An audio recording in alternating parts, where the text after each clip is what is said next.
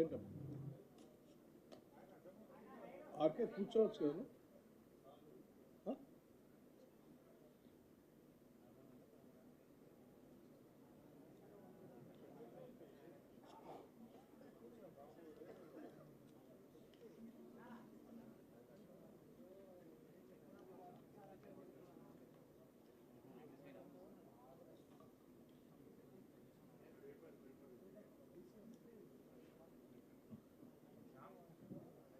Media మిత్రులందరికీ నమస్కారం. మీ అందరికి కూడా మహాశివరాత్రి శుభాకాంక్షలు. మీడియా సమావేశం 2 గంటలకే అనుకున్నాం. రాష్ట్ర ప్రభుత్వం నుంచి ఒక ప్రత్యేకమైనటువంటి MOU చేసేటువంటి కార్యక్రమం జరుగుతూ ఉండింది. అది 2 గంటల లోపలనే అయిపోతుంది అనుకున్నాను. ఆ సమాచారం కూడా మీకు ఇవ్వాలనేటువంటి ఆలోచనతోనే అది అయిన వెంటనే మీ దగ్గరకు వచ్చాం. అన్నిగా భావించొద్దని చెప్పి మీ అందరికీ విజ్ఞప్తి చేస్తూ, ముందుగా రాష్ట్రానికి సంబంధించి విద్యుత్ సంబంధించిన సరఫరా రాష్ట్ర చరిత్రలో ఇప్పటివరకు ఇవ్వనంత పెద్ద ఎత్తున విద్యుత్తుని రాష్ట్ర ప్రజల అవసరాల కోసం అందించినందుకు సంతోషంగా మీ అందరితో ఆ వార్త పంచుకోవాలనే ఆలోచనతోనే ఈరోజు ఇక్కడ కూర్చున్నాం. ఇప్పటివరకు ఎప్పుడు కూడా గతంలో ఉన్నటువంటి highest utilization of power consumption మించి పెద్ద ఎత్తున నిన్న అనగా 8/3/2024 15,623 megawatts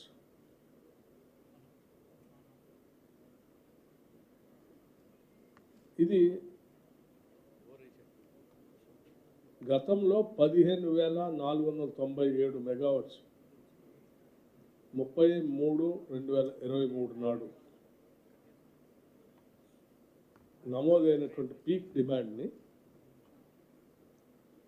నిన్న అనగా 8/3/2024 నాడు హైయెస్ట్ హిస్టారిక్ పీక్ డిమాండ్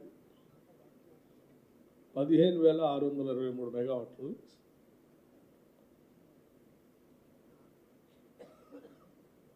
పెద్ద ఎత్తున రాష్ట్రానికి అందించామని సంతోషంగా మీ అందరి దృష్టికి తీసుకొస్తా ఉన్నాం.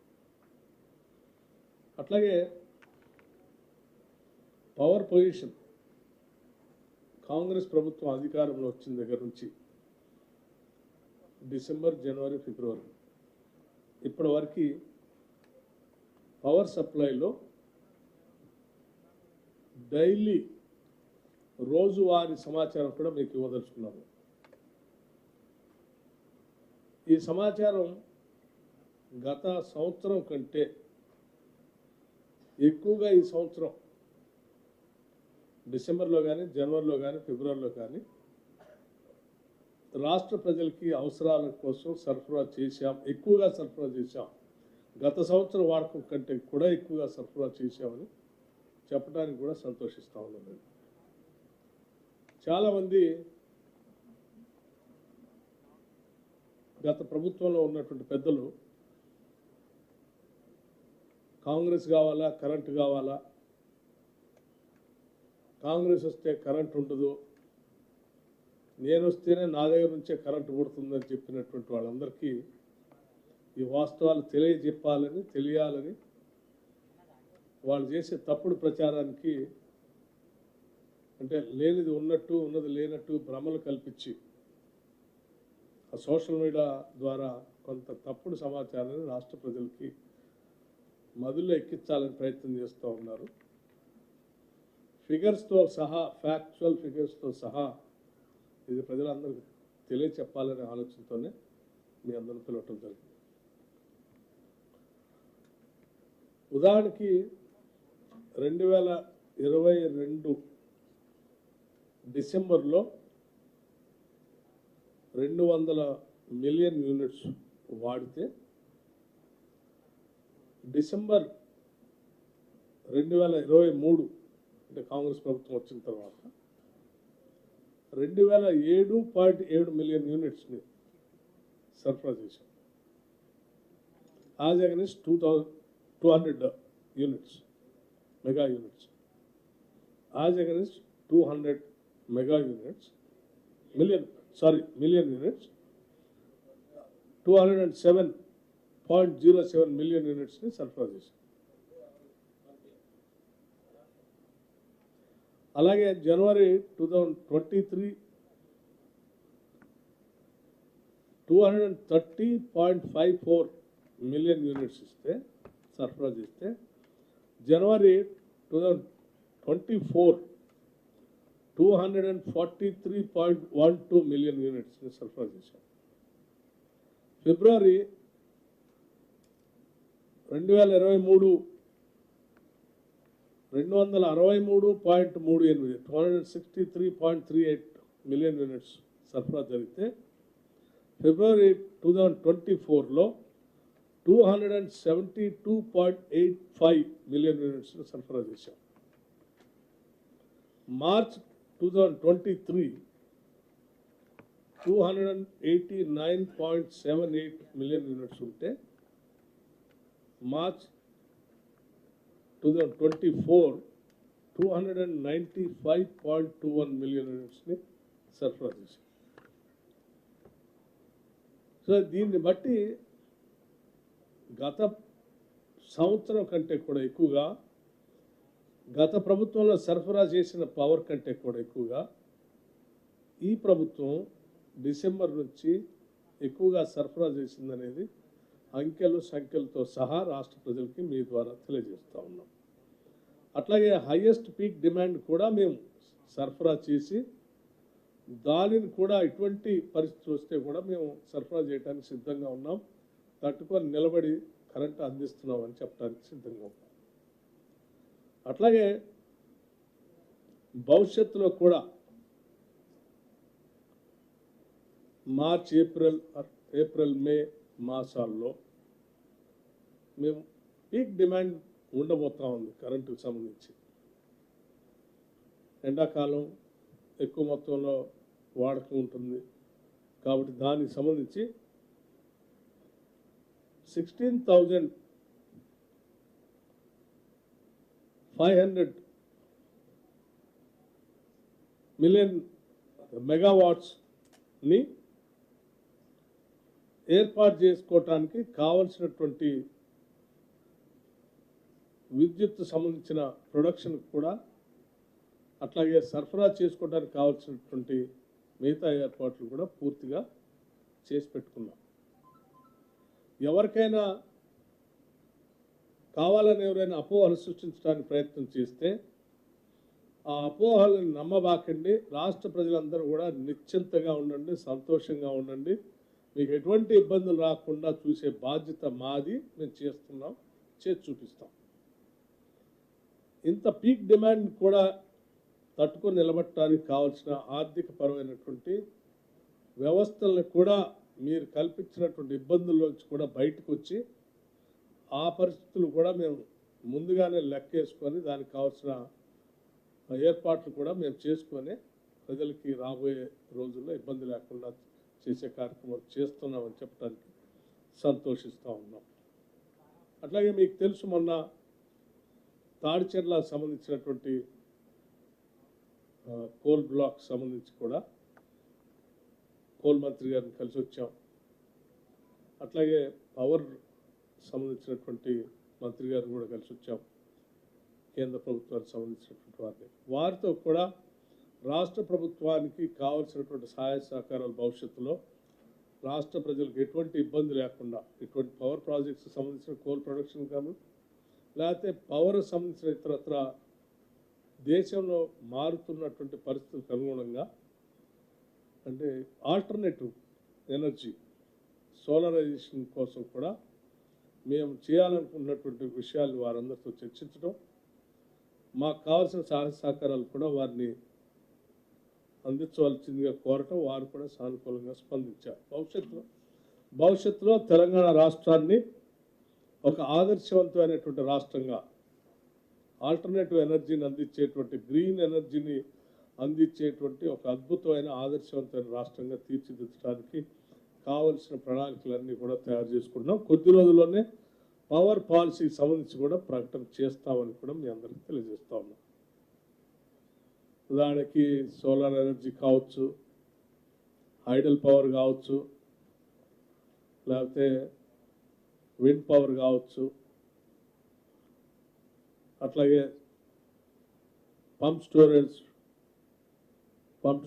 పవర్ ప్రాజెక్ట్స్ కావచ్చు, లేకపోతే సింగరేణి కాలనీస్లో మేము ఆల్రెడీ ఉపయోగించినటువంటి ప్రాంతాలని నిరుపయోగంగా ఉంచకుండా అక్కడ ఏర్పాటు చేసేటువంటి సోలార్ ప్రాజెక్టులు కావచ్చు, లేకపోతే ఆల్రెడీ తవ్వి ఉంచినటువంటి ఓబీ కాస్టుల్లో చెరువుల్లాగా తయారైనటువంటి ప్రాంతాలను వాడుకోవటం కోసం పంప్ స్టోరేజ్ పవర్ ప్రాజెక్ట్స్ని వాడుకోవటం కోసం చేసుకునేటువంటి ప్రణాళికలు కావచ్చు, రాష్ట్రంలో ఉన్నటువంటి మీడియం మైనర్ ఇరిగేషన్ సంబంధించినటువంటి ప్రాంతాల్లో కూడా పెద్ద ఎత్తున ఆల్టర్నేటివ్ పవర్ని అందుబాటులో తీసుకొని రావడం కోసం కొన్ని కార్యక్రమాలని రూపకల్పన చేస్తూ ఉన్నాం. అంటే ఫ్లోటింగ్ సోలార్ సంబంధించి మీడియం ఇరిగేషన్ ప్రాజెక్ట్స్ చాలా ఉన్నాయి, మేజర్ ఇరిగేషన్ ప్రాజెక్ట్స్ చాలా ఉన్నాయి. వాటిల్లో పెద్ద ఎత్తున ఫ్లోటింగ్ సోలార్ వాడుకోవటం కోసం ఆల్రెడీ ఒక సర్వే కోసం మేము ఇప్పటికే రిపోర్ట్ కోసం కొంత వ్యవస్థని ఏర్పాటు చేసుకున్నాం. అలాగే ఉన్నటువంటి కెనాల్స్ పైన కూడా, పారుతున్నటువంటి కాలువల పైన కూడా సోలార్ పవర్ కోసం ఏ రకంగా వాడుకోవచ్చు అనే దానిపైన కూడా ఒక స్టడీ చేపిస్తూ ఉన్నాం. కాలువల పక్కన ఉన్నటువంటి బండ్స్ను కూడా సోలార్ పవర్ కోసం ఏ రకంగా వాడుకోవాలో కూడా మేము ఒక ప్రణాళిక తయారు చేస్తూ ఉన్నాం. వీటన్నిటి దృష్ట్యా భవిష్యత్తులో తెలంగాణ రాష్ట్రం ఒక సర్ప్లస్ పవర్గా ఉండేటువంటి రాష్ట్రంగా మారటమే కాకుండా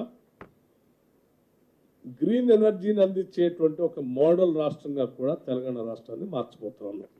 ఇది మీ అందరికీ నేను ఇచ్చేటువంటి సమాచారం.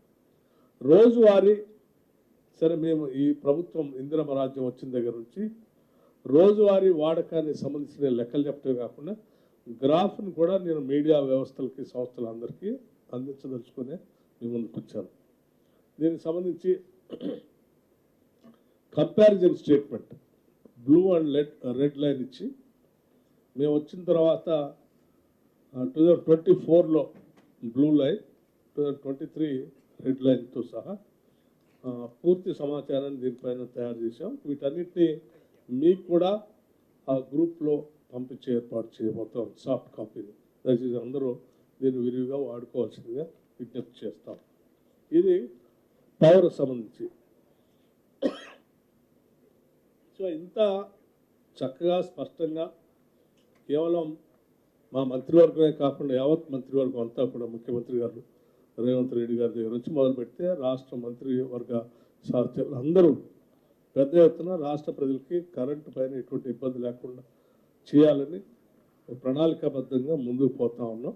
వాటితో పాటు మా ఉద్యోగ వ్యవస్థ కూడా సీరియస్గా దీనిపైన దృష్టి సారించి గవర్నమెంట్ ఇచ్చేటువంటి డైరెక్షన్ని అమలు చేయడం కోసం పిన్ పాయింట్గా ముందుకు పోతా ఉంది. రాష్ట్ర ప్రజలందరూ కూడా నిశ్చింతగా ఉండవలసిందిగా విజ్ఞప్తి చేస్తా ఉన్నాం. నెంబర్ 1. నెంబర్ 2, ఏ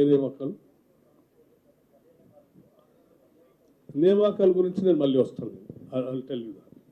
ముందుగా మనం పవర్ సరఫరా అనేది ప్రధానమైనటువంటి అంశం కాబట్టి ప్రజలకి అది ఇబ్బంది లేకుండా మీకు ఇచ్చేటువంటి సమాచారం వచ్చారు. దీంతో పాటు ఇంకా మిగతావి కూడా ఉన్నాయి కొన్ని, అవి కూడా అన్నీ అయిపోయిన తర్వాత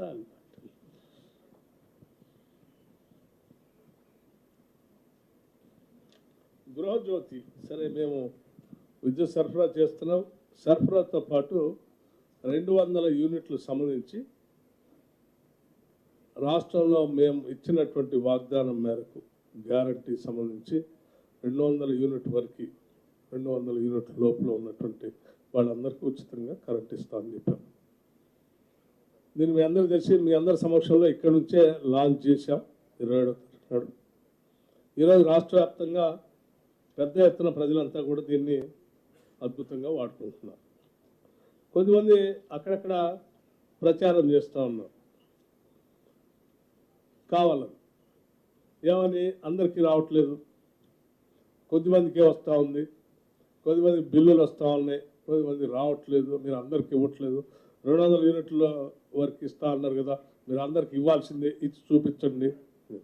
నేను వాళ్ళందరికీ ఒకటే సమాధానం చెప్తా ఉన్నాను, మీ ద్వారా రాష్ట్ర ప్రజలకు కూడా చెప్తాను. చాలా స్పష్టంగా ఆ రోజు లాంచ్ చేసే రోజు చెప్పాను, మళ్ళీ ఒకసారి చెప్తా ఉన్నాను. 200 యూనిట్ల వరకు వాడుకునేటువంటి ప్రజలందరికీ ఉపయోగం ఉన్నటువంటి వాళ్ళందరికీ కూడా ఉచితంగా, అంటే 0 బిల్లు ఇస్తున్నాం. 200 యూనిట్ల వరకు 0 బిల్లే ఇస్తా ఉన్నాం. సరే, కొద్దిమందికి బిల్లు వస్తుంది అని అంటే 200 యూనిట్ల వరకు వాడుకునేటువంటి వాళ్ళందరికీ నేను మరొకసారి విజ్ఞప్తి చేస్తూ ఉన్నాను. మీరు ఉచిత కరెంటు కావాలని చెప్పి మేము అనౌన్స్ చేసినటువంటి గ్యారెంటీకి సంబంధించిన అంశాన్ని ప్రజాపాలనలో అప్లికేషన్లు మేము ఆహ్వానించాం. ప్రజాపాలనలో మీరు ఇచ్చినటువంటి అప్లికేషన్లో మీరు పొందుపరిచినటువంటి సమాచారంలో ఎవరిదైనా రేషన్ కార్డు సంబంధించిన సమాచారం అనేది తప్పు ఉండాలి, లేకపోతే సర్వీస్ కనెక్షన్ సంబంధించినటువంటి నెంబర్ అయినా తప్పు అయి ఉండాలి. ఈ రెండు మీరు పెట్టినటువంటి అప్లికేషన్లో సక్రమంగా ఉన్నటువంటి వాళ్ళందరికీ యాజ్ ఇట్ ఈస్గా లిస్టులో ఎంటర్ అయిపోయారు, వాళ్ళకి 0 బిల్లే వస్తూ ఉంది.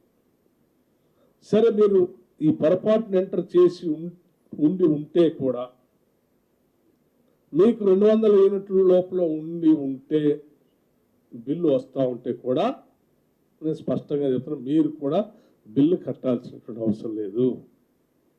దయచేసి మీరు వెంటనే మీ దగ్గరలో ఉన్నటువంటి మండల అధికారి దగ్గరికి వెళ్ళి ఎంపీడీఓ ఆఫీసులో ప్రజాపాలన సంబంధించిన ఒక అధికారిని డిజిగ్నేట్ చేశాం మేము.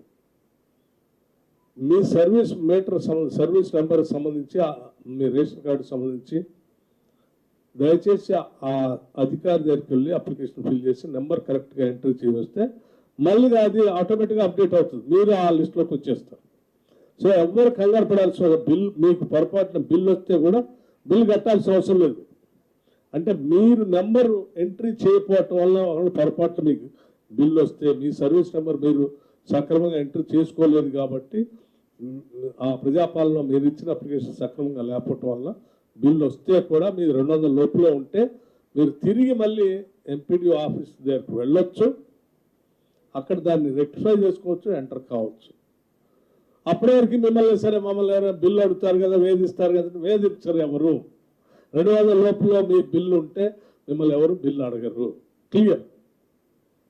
అలా అని చెప్పి మీరు అట్లా బిల్లు పెట్టుకుని బాగుంది. దయచేసి ఆ సెంటర్కి వెళ్ళండి, దాన్ని ఎంట్రీ చేయించుకోండి, ఆటోమేటిక్గా ఆ లిస్టులో ఎంటర్ అవుతారు. ఇది ఐఎమ్ అప్పీలింగ్ 200 యూనిట్ లోపల ఉన్నటువంటి వాళ్ళందరికీ అప్పీల్ చేస్తూ ఉన్నాను. మిమ్మల్ని ఎవరు ఏ కరెంటు సంబంధించిన అధికారి వచ్చి మిమ్మల్ని బిల్లు అడగడం, కానీ మీకు వచ్చిన బిల్లు ఎంపీడీ ఆఫీస్ దగ్గరికి వెళ్ళి మీరు ఎంట్రీ చేయించుకోండి దయచేసి. సో ఎవరికైనా సరే వీళ్ళు పాపం బిల్లు ఇవ్వకుండా ఉంటే బాగు, కొద్దిమందికైనా కొడితే బాగు అని ఆశపడేటువంటి వాళ్ళు ఉంటే వాళ్ళకు కూడా చెప్తున్నాం, మీరేం ఆశపడబాకుండా అట్లా ఏం లేదు. మేము అందరికీ స్పష్టంగా మరొకసారి చెప్తా ఉన్నాం, 200 యూనిట్ లోపల ఉన్నటువంటి వాళ్ళందరికీ ఉచితంగా కరెక్ట్ ఇస్తూ ఉన్నాం, క్లియర్. ఇది ఇంకా ఎవరికైనా డౌట్స్ ఉంటే కూడా మీరు మళ్ళీ మైక్ ఇవ్వండి అమ్మా. సార్, డిప్యూటీ సీఎం గారు, ఇప్పుడు 200 యూనిట్ లోపు తెల్ల రేషన్ కార్డు ఉన్న అర్హులందరికీ ఫ్రీగా ఇస్తామంటున్నారు. Maybe 1 or 2 units and 5 units above వస్తే మొత్తం బిల్ కట్టాలా, లేదు ఎక్స్ట్రా వచ్చిన బిల్ 10 యూనిట్ 200 యూనిట్ వరకు 200 యూనిట్ లోపల వచ్చినటువంటి వాళ్ళందరికీ ఉచితంగా కరెంట్ ఇస్తామని చెప్పి మేము ఆనాడు గ్యారంటీలో ప్రకటించాం, లాంచ్ చేసేటప్పుడు ప్రకటించాం, ఇప్పుడు కూడా చెప్తా ఉన్నాం. 200 యూనిట్లు దాటినటువంటి వాళ్ళు ఎవరు కూడా ఈ స్కీమ్కి అర్హత లేదు, ఉండదు. అంటే 1 month 2 months ఫ్లస్ట్రేట్ అవుతుంది కదా సార్, అప్ డౌన్ అవుతుంది కదా బిల్లు.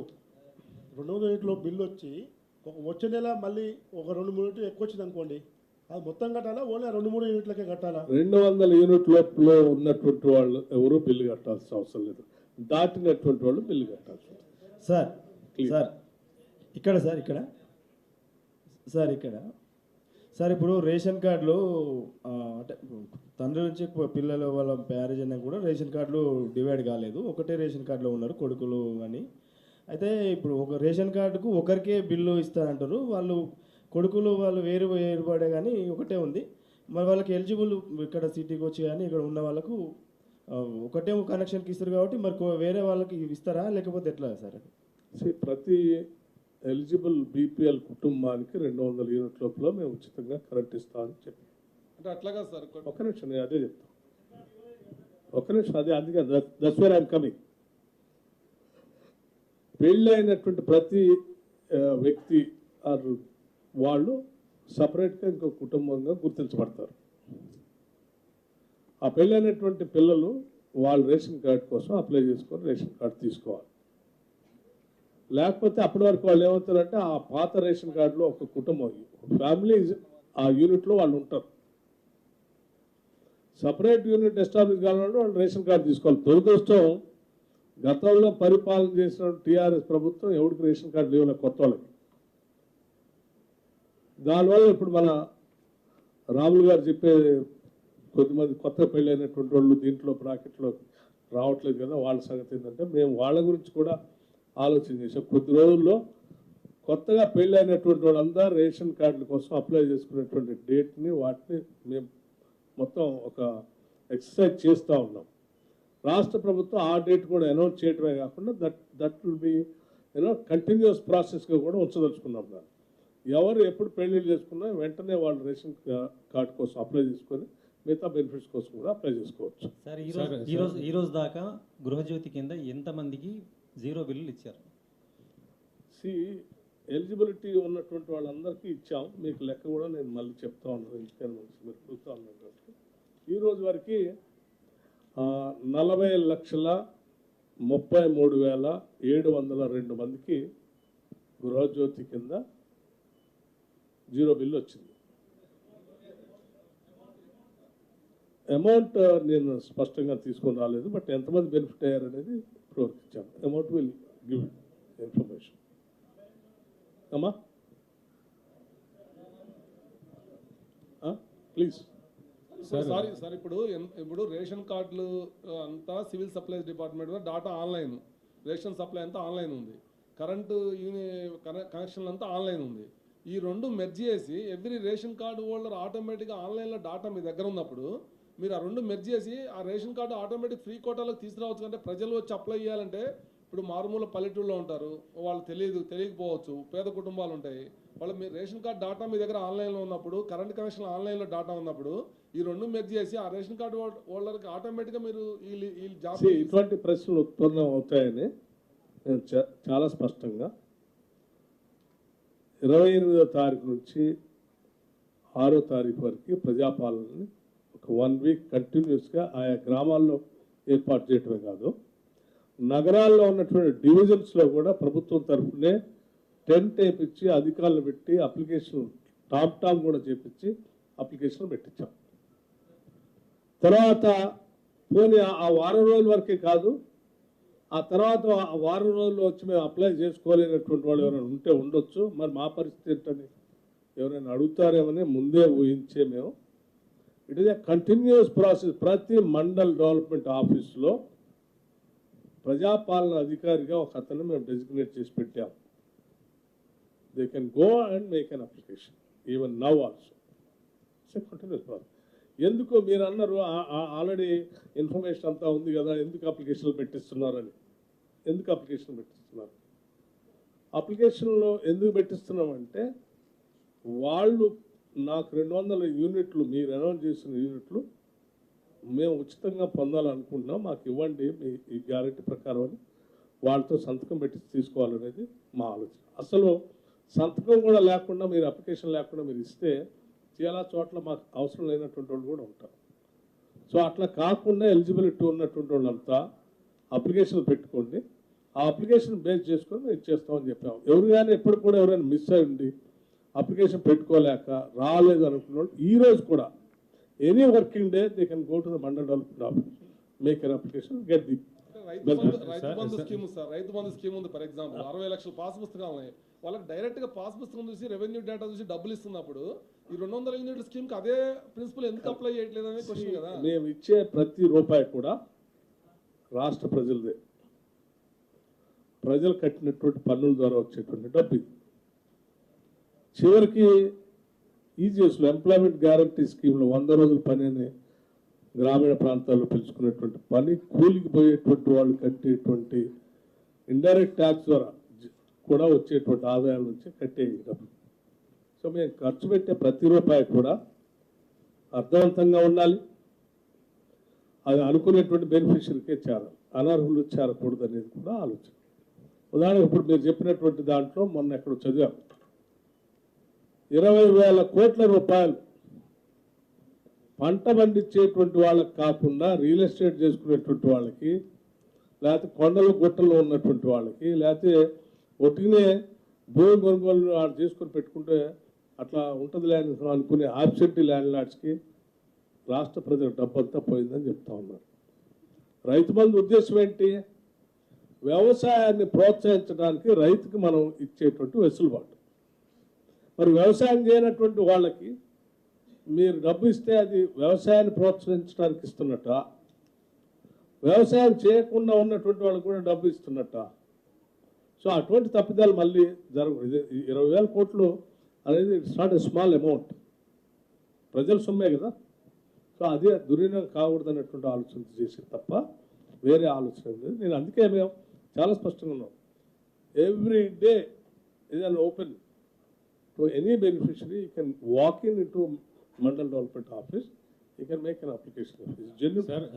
మంత్రి గారు ఇప్పుడు సార్, ఈ పీక్ డిమాండ్కి సంబంధించి మీరు 15,623 మెగావాట్లు పీక్ డిమాండ్ సరఫరా చేశామని చెప్తున్నారు సార్. సంతోషం. కానీ ఈ విద్యుత్ కొనుగోళ్లకు సంబంధించి గత ప్రభుత్వం ఏదైతే విధానాలను అవలంబించిందో అవే విధానాలను అవలంబిస్తున్నారా? దాంట్లో ఏమైనా మార్పులు చేర్పులు చేశారా? దానికి సంబంధించి ఇప్పటికే మేము ఒక అంటే it is totally technical activity. దీనికి సంబంధించి కొంతమంది అధికారులకి బాధ్యత చెప్పాం. దాని మీద సంపూర్ణంగా స్టడీ చేసి ఒక రిపోర్ట్ సబ్మిట్ చేయాలి. దాంట్లో ఉన్నటువంటి పరిస్థితుల్ని గమనించిన తర్వాత then will take a view on that.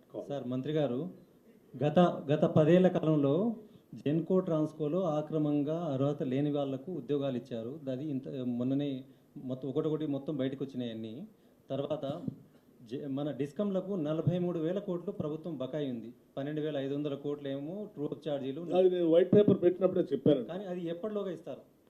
12,500 కోట్లు 5 సంవత్సరాల్లో 5 సమాన వాయిదాల్లో ఇస్తామని గత ప్రభుత్వం ఈఆర్సీకి ఒక రిపోర్ట్ ఇచ్చింది. కానీ ఇంతవరకు రూపాయి ఇవ్వలేదు, ₹1 కూడా ఇవ్వలేదు.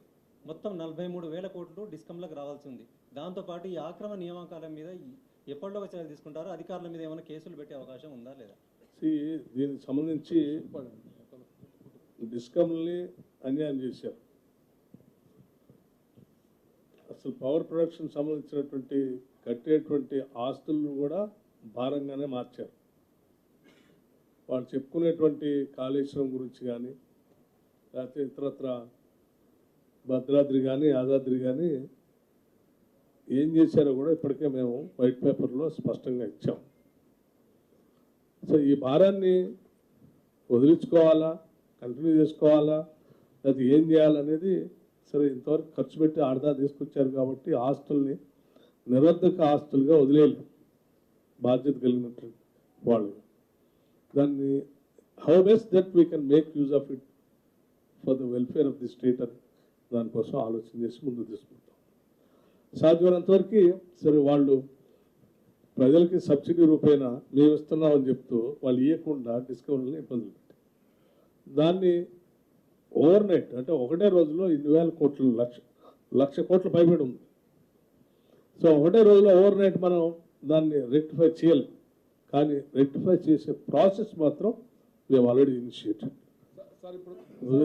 Will try to bring them out. గత ప్రభుత్వం అట్లాగే సరే మీరు రైతు భరోసా గురించి కూడా అడిగారు, చాలామంది దాని గురించి కూడా మాట్లాడుతూ ఉన్నారు. వాటికి సంబంధించిన సమాచారం కూడా ఇస్తే బాగుంటుందని ఆలోచనలో ఉన్నాం. నేను మాట్లాడితే మేము రైతు బంధు ఇచ్చాం, మీరు ఇంకా ఇవ్వలేదని అక్కడక్కడ మాట్లాడతాను.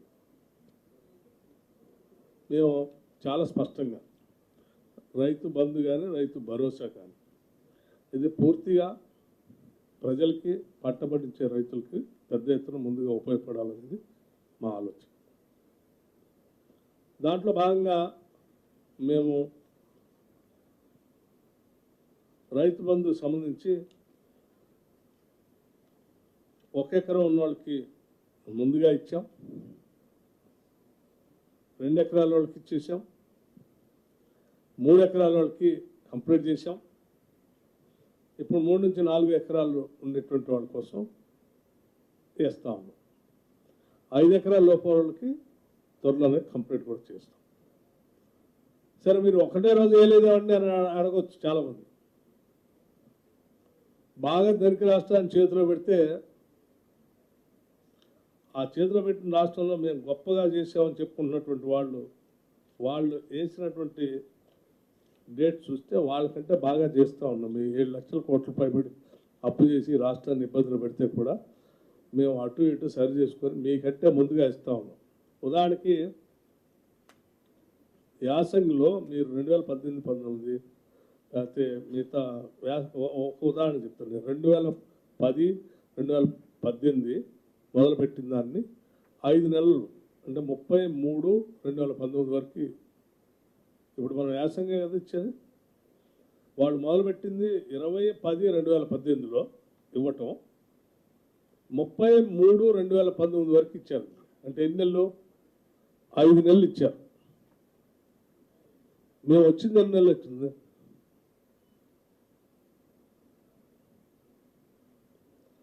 టూ మంత్స్ కూడా కంప్లీట్ అయ్యి 2 మంత్స్ 3rd మంత్లోకి ఎంటర్ అయ్యి చేస్తాం. వాళ్ళకంటే స్పీడ్గా చేస్తాను కదా. అట్లాగే మిగతా కూడా చూస్తే కూడా అంతే. సో ఏ ఒక్క యాసంగిలో కూడా వాళ్ళు 4 నెలల నుంచి తక్కువ లోపల ఎప్పుడు ఇవ్వలేం. సో వాళ్ళకంటే మేము బెటర్గా ఇస్తూ ఉన్నాం, మోర్ లాజికల్గా చేస్తూ ఉన్నాం. ఫస్ట్ ముందుగా అవసరం ఉండేటువంటి వాళ్ళ దగ్గర నుంచి మొదలుపెట్టి చేసుకుంటూ వెళ్తున్నాం, కంప్లీట్ అయ్యి చేసేస్తాం. అమ్మా మిస్ ఎక్కడ ఆపింది ఏం లేదు, లెక్క అంతా. మంత్రి గారు తర్వాత సరే ఇప్పుడిప్పుడే మా దగ్గర పూర్తిగా కొండలు గుట్టలు మైన్స్ మినరల్స్ లేకపోతే పేరుకు రాపించుకొని ఆడ పెట్టుకున్నటువంటి వాటన్నిటికి సంబంధించి సమగ్రమైన సమాచారం ఇంకా తీసుకోలేదు. వాటిలో నుంచి మేము మార్పు చేయకుండా యాజిటీస్గా వాళ్ళు ఉన్న సిస్టాన్ని కంటిన్యూ చేస్తున్నాం. కొద్ది రోజుల తర్వాత దీని మీద పూర్తిగా సమగ్రమైన సమాచారంతో మీ ముందుకు వస్తాం. మంత్రి గారు దీనికి సంబంధించి మీరు అనౌన్స్ చేశారు డబ్బులు ఇస్తున్నారు, ఏం చేయట్లేదు అంటున్నారు. మేము ఇన్ని ఇబ్బందులు ఉన్నా మేము అనౌన్స్ చేసినటువంటి గ్యారంటీ సంబంధించిన అన్ని స్కీమ్స్ని చేస్తూ ఉన్నాం. ఫ్రీ బస్సు మీ అందరూ తెలిసింది చేస్తున్నాం కదండి, ఆరోగ్యశ్రీ చేస్తూనే ఉన్నాం కదండి, ఉచిత కరెంటు అన్నాం చేస్తూనే ఉన్నాం కదండి, గ్యాస్ సిలిండర్ 500కి అన్నాం చేస్తూనే ఉన్నాం కదండి. ఎక్కడ ఏది ఆపాం, ఏది ఆపలేదు.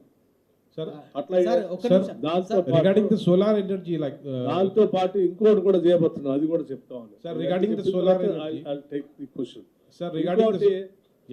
ఇంకోటి మీ అందరికి తెలిసిందే, మనం రాష్ట్రంలో ఉన్న మహిళలందరినీ మహాలక్ష్మిలాగా గౌరవిస్తూ ఉంటాం.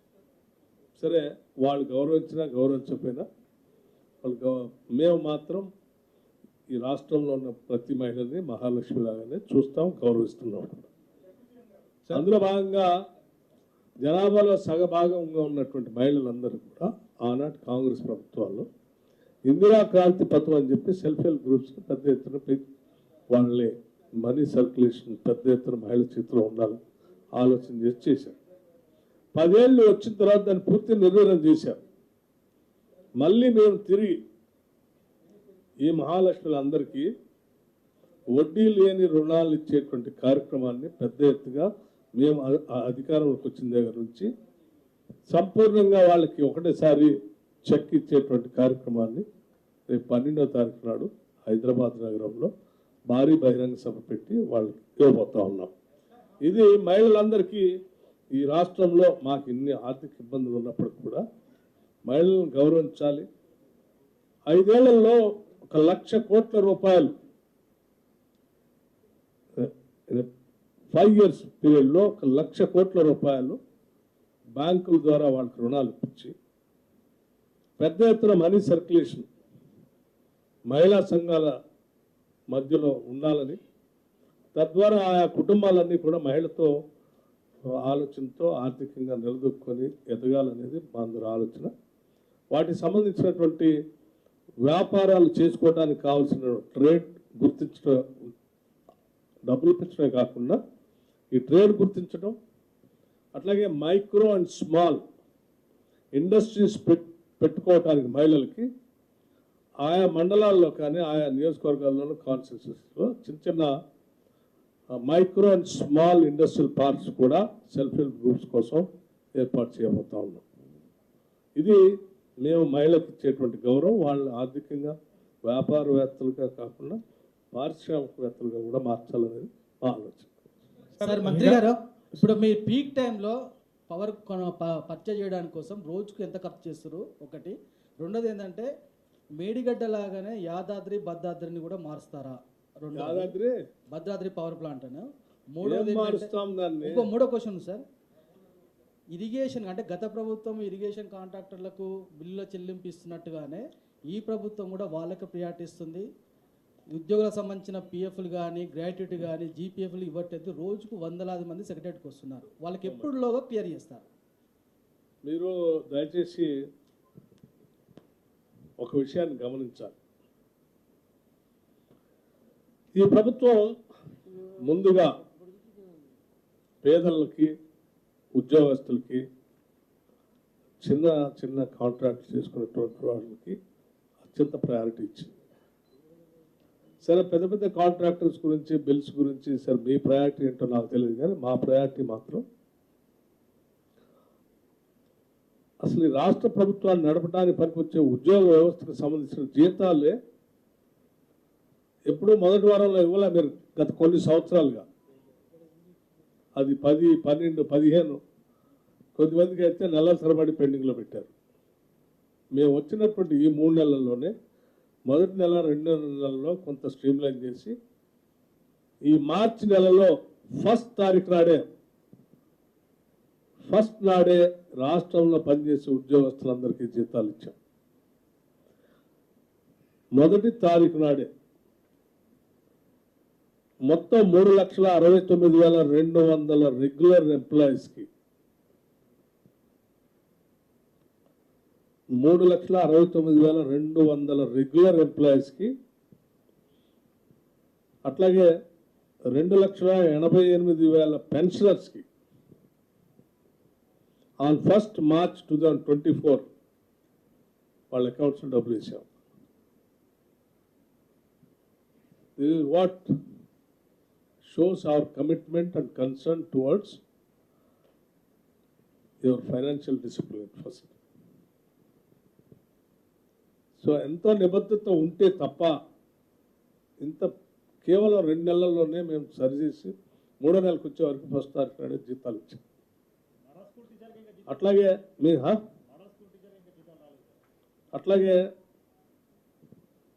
మేము ఇంకా ప్రయారిటైజ్ చేసుకుంటున్నాం కొన్ని వీళ్ళతో పాటు.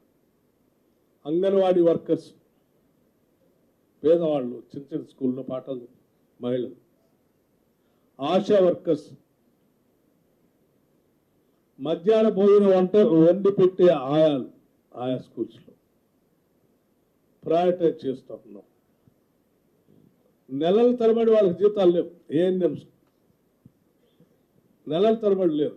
మేము ప్రయారిటైజ్ చేసుకొని ఆశా వర్కర్స్కి, అంగన్వాడీస్కి, ఆయాలకి, మధ్యాహ్న భోజనం వంట చేసి పెట్టేవాళ్ళకి, అట్లాగే ఇంకా ఈ రకంగా మరీ చిన్న చిన్న ఉద్యోగాలు చేస్తూ మహిళలు మన సమాజానికి కావాల్సిన సేవ చేస్తూ ఆ భరిస్తున్నటువంటి వాళ్ళ ముందు ప్రయారిటీ ఇచ్చేసి వాళ్ళకి ఇవ్వబోతా ఉన్నాం. ఇది మా కమిట్మెంట్, కన్సర్న్. అట్లాగే మీకు ఇప్పుడే చెప్పాను, ఇక మీరు చిన్న చిన్న వాళ్ళకి బిల్స్ ఇవ్వలేదని అన్నారు.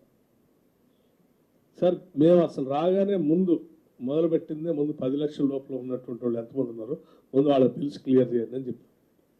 ఎన్ని బిల్లులు అండి మీరు పెండింగ్ పెట్టిపోయింది? 40,000 కోట్లు అండి, 40,000 crores. ఏంది ఇది?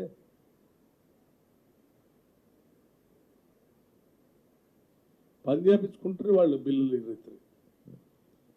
సో ప్రయారిటీ చేసుకొని మరి కింది స్థాయిలో చిన్న చిన్న ఉన్నటువంటి వాళ్ళ ముందు చేసుకుంటూ వస్తూ ఉన్నాం. అట్లాగే మిగతా వాళ్ళకి కూడా చేస్తాం. అడ్మినిస్ట్రేషన్ సంబంధించి పేద ప్రజలకు మేము ఇచ్చినటువంటి పిలుపు మేరకు గ్యారంటీలకు సంబంధించి కానీ, రైతులకు సంబంధించి కానీ ఇవన్నీ చేస్తూ కూడా మళ్ళీ మేము బడ్జెట్లో మేము కేటాయించింది ఒకసారి చూడండి. రైతు భరోసాకి 15,075 కోట్లు, 15,075 crores మేము బడ్జెట్లో మాకు చేసాం రైతు భరోసా కోసం. చేయూత కోసం 14,860 కోట్లు దీంట్లో కేటాయించాం. ఇందిరమ్మ హౌజెస్ రేపొద్దున 11వ తారీఖు నాడు లాంచ్ చేస్తా ఉన్నాం. మీరు 10 ఏళ్ళు ఓరబెట్టారు. ఉన్న ఇల్లు బాగొడుతుంది, ఇందిరమ్మ ఇల్లు, డబుల్ బెడ్రూమ్ ఇల్లు ఇరైతుంది. నేను చెప్పాం రేపు భద్రాచలంలో 11వ తారీఖు నాడు ఇందిరమ్మ ఇల్లు ఈ రాష్ట్రంలో ప్రతి శాసనసభ నియోజకవర్గంలో 3,500 ఇళ్ళకు తగ్గకుండా అందరికీ ఇచ్చేటువంటి కార్యక్రమానికి లాంచ్ చేస్తూ ఉన్నాం. It's going to be another mile stone. దయచేసి ఇది పేదల కోసం పెట్టింది. అట్లాగే మహాలక్ష్మి స్కీమ్ కోసం 7,230 కోట్లు. అట్లాగే మహాలక్ష్మి ఆర్టీసీ వాళ్ళ కోసం 4,084 కోట్లు ఇస్తూనే ఉన్నారండి ప్రతి నెల. వాళ్ళకి ఎక్కడ బకాయిలు పెట్టలేదు కదా.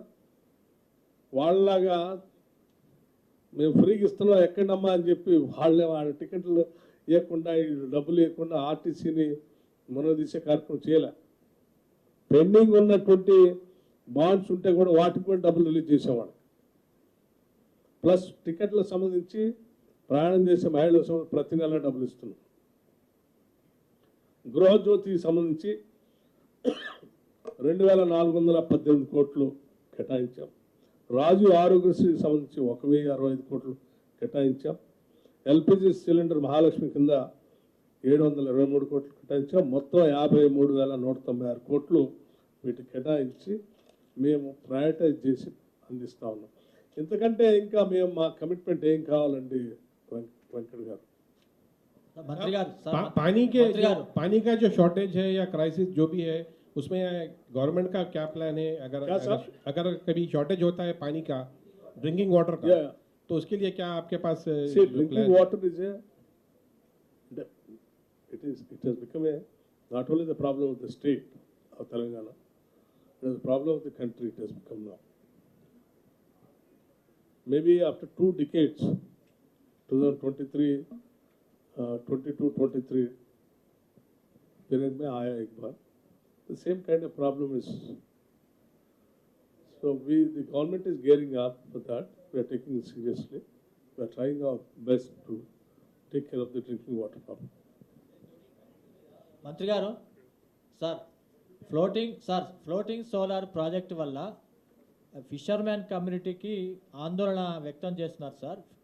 సోలార్ ఫ్లోటింగ్ ప్రాజెక్ట్ మీద ఉన్న చెరువు మొత్తం ఫ్లోటింగ్ సోలార్ పెట్టమండి.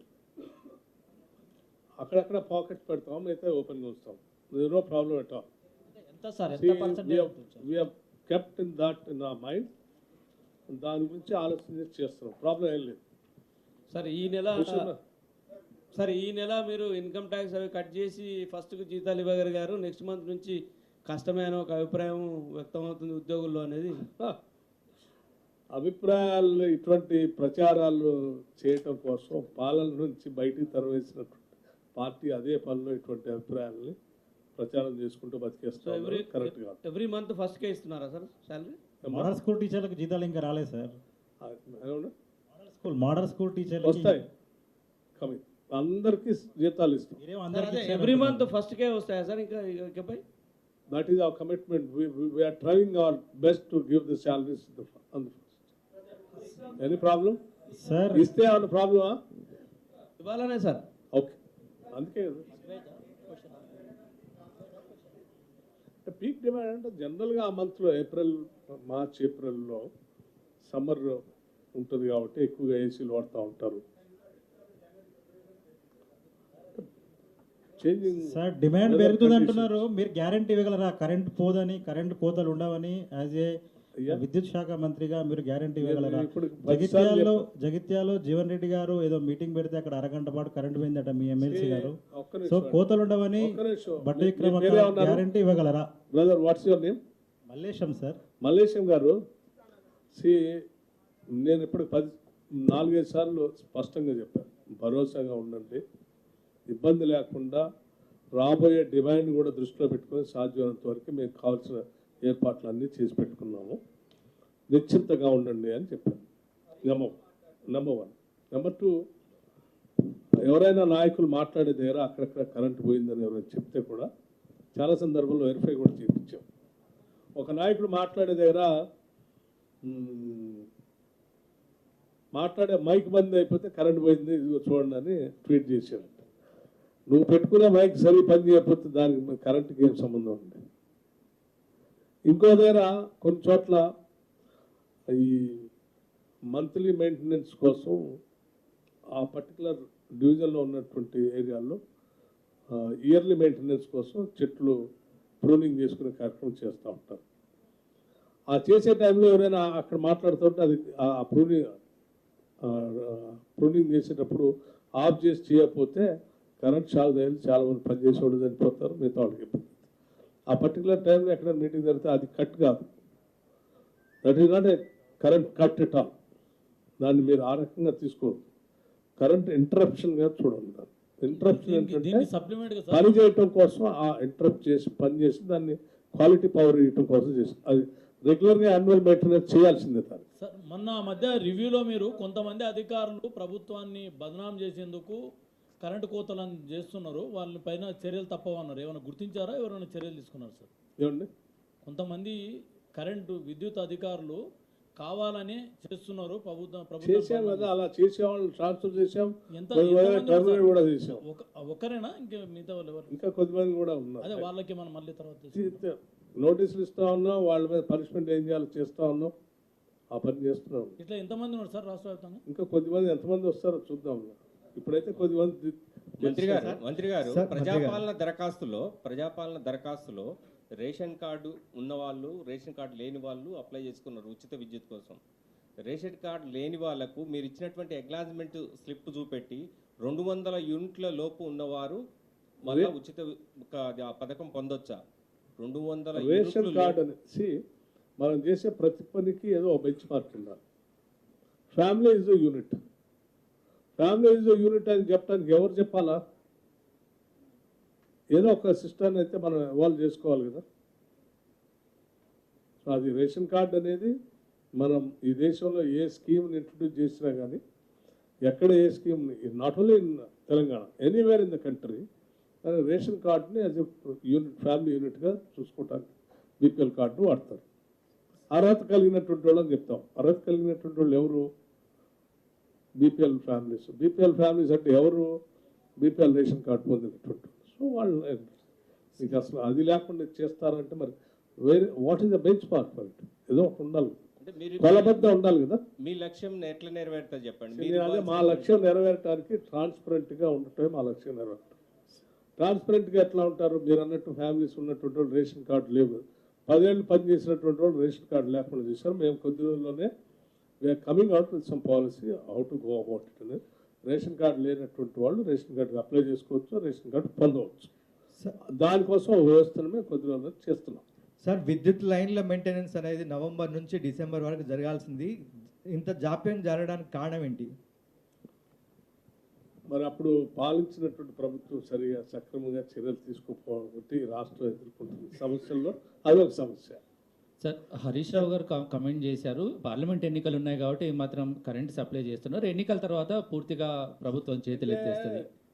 ఎన్నికల్లో ప్రభుత్వం అది తప్ప ఇంకేది అవసరం లేదనుకునే టీఆర్ఎస్ పార్టీ లాంటి వాళ్ళు ఆ రకంగా ఆలోచన చేస్తారు. కాంగ్రెస్ పార్టీకి ఎన్నికలు పాలన అనేది కొత్త కాదు. కొన్ని దశాబ్దాలుగా ఈ దేశాన్ని పాలించింది, భవిష్యత్తులో కూడా పాలిస్తుంది. కాబట్టి ఈ 3 నెలలు చూసేసి వదిలేస్తే తర్వాత అడుగుతారుగా మమ్మల్ని. Congress party is not a temporary party like TRS. So temporary parties only can think like that. Sir Chhattisgarh government తోటి ఛత్తీస్గఢ్ గవర్నమెంట్ తోటి పవర్ పర్చేజ్ అగ్రిమెంట్ పైన ఎంక్వైరీ చేయిస్తామన్నారు. ఏమైనా హెడ్వే ఉన్నదా? అది పూర్తి సమాచారం వచ్చిన తర్వాత వీళ్ళు కమ్అట్ విత్ బయట తీసుకొస్తే మీకు అందరికి సమాచారం సార్ ఇప్పుడు మ్యాక్సిమం డిమాండ్ కరెంట్ వస్తుంది. మీరు బాగా డబ్బులు పెట్టి కొంటున్నారు, కరెంట్ కొంటున్నారు, ఇస్తున్నారు, బాగానే ఉంది. మార్చి 31 లోపు కంపల్సరీగా annual revenue requirements report discoms ERC submit చేయాలి. జనవరి 31 తర్వాత సబ్మిట్ చేయకపోతే ఫిబ్రవరి నుంచి ఎవ్రీ డే 5,000 మేము ఫైన్ చేస్తామని వాళ్ళు ఆర్డర్ ఇచ్చారు. ఫిబ్రవరి అయిపోయింది, మార్చి వచ్చింది, జస్ట్ ఇంకా 20 డేసే ఉంది. సార్ ఇవన్నీ పేరుకుపోయినటువంటి సమస్యలు. కొన్ని అంటే 1 సంవత్సరం 2 సంవత్సరాలు కాదు, 10 సంవత్సరాలుగా పేరుకుపోయినటువంటి సమస్యలు. ఒక నెలలోనే వీటిని పరిష్కారం చేస్తాం అనుకోవటం కూడా కరెక్ట్ కాదు. చేస్తాం, will definitely try to attend this problem. It is there in our mind also. తర్వాత దీంతో పాటు ఇంకొకటి నేను మీ అందరికీ ఒక శుభవార్త, రాష్ట్ర ప్రజలకి ముఖ్యంగా నిరుద్యోగ యువతకు కూడా తెలియాల్సినటువంటి అంశం. రాష్ట్ర ప్రభుత్వం ఈరోజు రాష్ట్రంలో ఉన్నటువంటి అన్ని ఐటీఐ సంస్థలు నూతనంగా అందుబాటులోకి వచ్చినటువంటి టెక్నాలజీని, అడ్వాన్స్డ్ టెక్నాలజీని ఆయా సెంటర్స్లో ఏర్పాటు చేసుకుని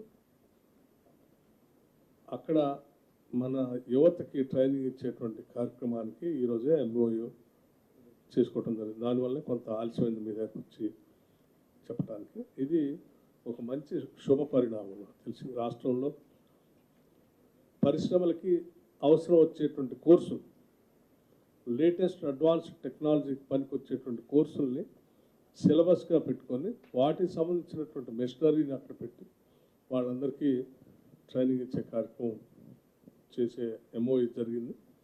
కొద్ది రోజుల్లో అన్ని ఐటీఐల్లో ఇటువంటి వ్యవస్థ జరుగుతుంది.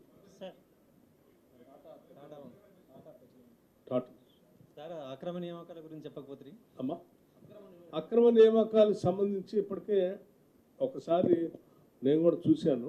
దాని మీద ఒక డీటెయిల్డ్ రిపోర్ట్ రాసి అట్లా ఎంతమంది ఉన్నారో చూసి వాళ్ళ మీద యాక్షన్ తీసుకుంటే రూల్స్ ప్రకారం ఏం చర్యలు తీసుకోవడానికి అవకాశం ఉందో అవి చేయమని చెప్పడం జరిగింది. మానవ హక్కుల కమిషన్ చైర్మన్ నియామకం గురించి చెప్తారా సార్? సార్ ఇప్పటికీ చాలా కమిషన్స్, కొన్ని చైర్మన్లు, కార్పొరేషన్స్ వేసుకుంటూ వెళ్తా ఉన్నాం. We will do that. That is also there in the pipeline. కర్ణాటకను ఆదర్శంగా తీసుకుంటాం కదా సార్ మనం. లోకాయుక్త చట్టాన్ని సవరణ చేసి మనం వ్యవసాయ లోకాయుక్త చట్టం సార్ సవరణ చేసుకుంటే మనకు ఉపయోగం ఉంటుంది కదా ఇక్కడ మన రాష్ట్రం. We'll think about it, examine it. ఈ రెండు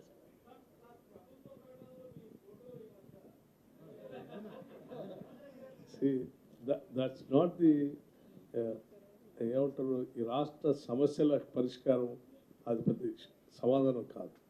సో మా ముందున్నటువంటి సార్ సిరిసిల్ల సెస్లో ఇర్రెగ్యులారిటీస్ వచ్చాయి, టీఎస్ఎన్పీడీసీఎల్తో మర్జ్ చేయాలి అని టీఎస్ఈఆర్సీ రికమెండ్ చేసింది. దాని మీద ఏమైనా ప్రోగ్రెస్ ఉందా సార్? సిరిసిల్ల సెస్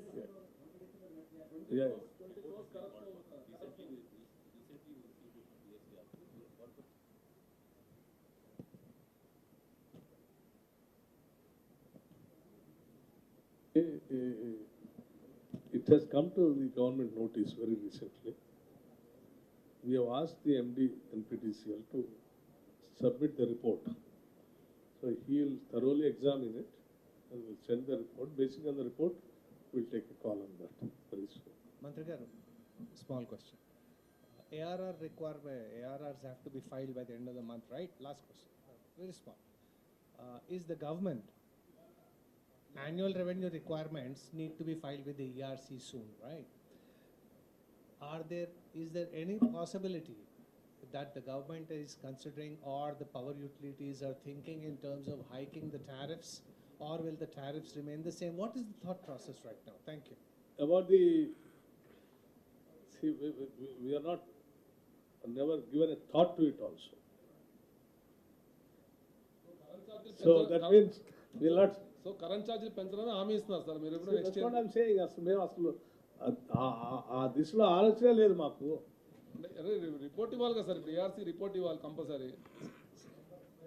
నవంబర్కి ఇవ్వాలి, జనవరి అయిపోయింది, ఇప్పుడు ఇవ్వలేదు అంటే ఇస్తారా? We'll see.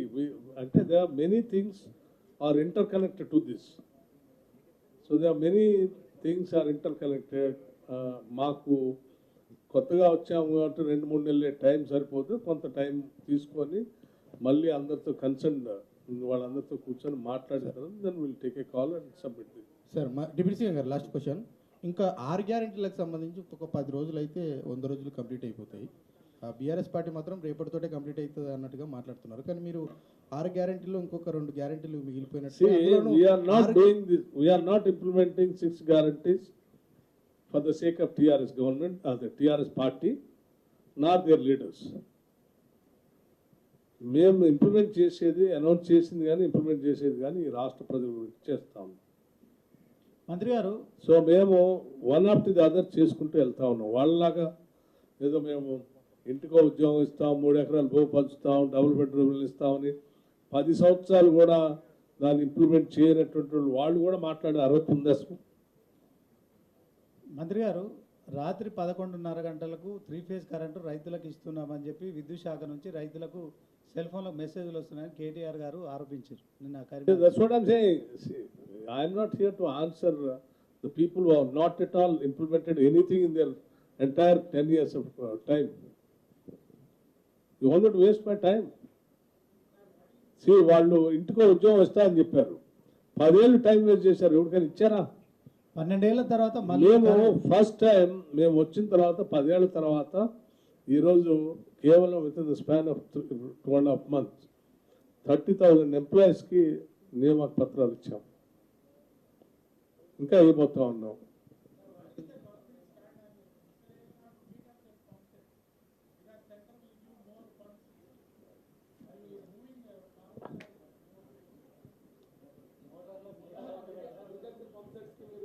మోటార్లకు మీటర్లు పెట్టేటువంటి అంశం మీద ఏమైనా నిర్ణయం తీసుకుంటారా అన్నది. మేము పెట్టమని ఎప్పుడో చెప్పాము కదా. పెడతారా? పెట్టమని ఎప్పుడో చెప్పాము కదా, మళ్ళీ దాన్ని కొత్తగా అడిగేది. ఇప్పుడు ఈ ఇందిరమ్మ ఇండ్ల పథకం ఎల్లుండి ఉంది కదా సార్, 11వ రోజు సెంట్రల్ గవర్నమెంట్తో కలిసి వెళ్తారా లేదంటే మీరు స్వతంగా వెళ్తారా?